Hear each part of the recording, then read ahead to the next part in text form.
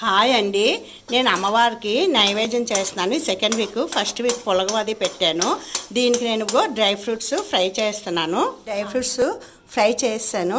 ఇప్పుడు నేను ఈ నూక, ఎర్ర నూక అండి, దీంతో ప్రసాదం చేయబోతున్నాను. దీంతో 3/4 కప్పు తీసుకున్నాను.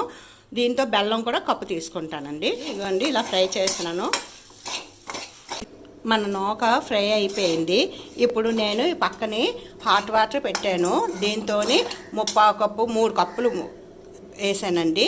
దీంతో ఈ నీళ్ళు మరిగిన తర్వాత ఇప్పుడు ఇందులో వేసేస్తాను. జాగ్రీ బెల్లం కూడా నేను 3/4 కప్పే వేస్తాను. మీకు కావాలంటే కప్పు వేసుకోవచ్చు. నాకు 3/4 కప్పు సరిపోద్దని నేను 3/4 కప్పు వేసుకుంటున్నాను. నేను ఇప్పుడు ఈ వాటర్ వేసేస్తున్నాను.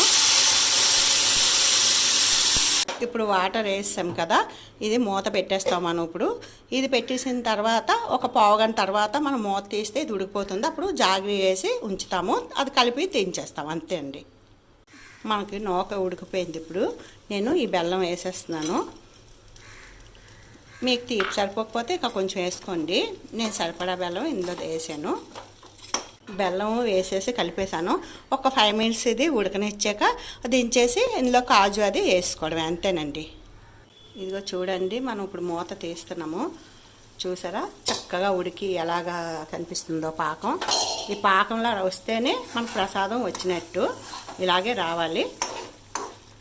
లాస్ట్లో ఇంకా కొంచెం నెయ్యి మనం వేసుకొని దీంట్లోని మనం ఫ్రై చేసిన డ్రై ఫ్రూట్స్ కూడా వేసేసి కలిపేసి తీసేయడమే, ఇంతేనండి ప్రసాదం. ఫైనల్లీ మన ప్రసాదం రెడీ అయిపోయిందండి.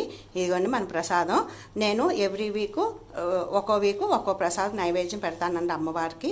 ఈ వీకు గోధుమ నూక, ఈ ఎర్ర నూకతో ప్రసాదం చేసి పెట్టానండి, అంతే అండి.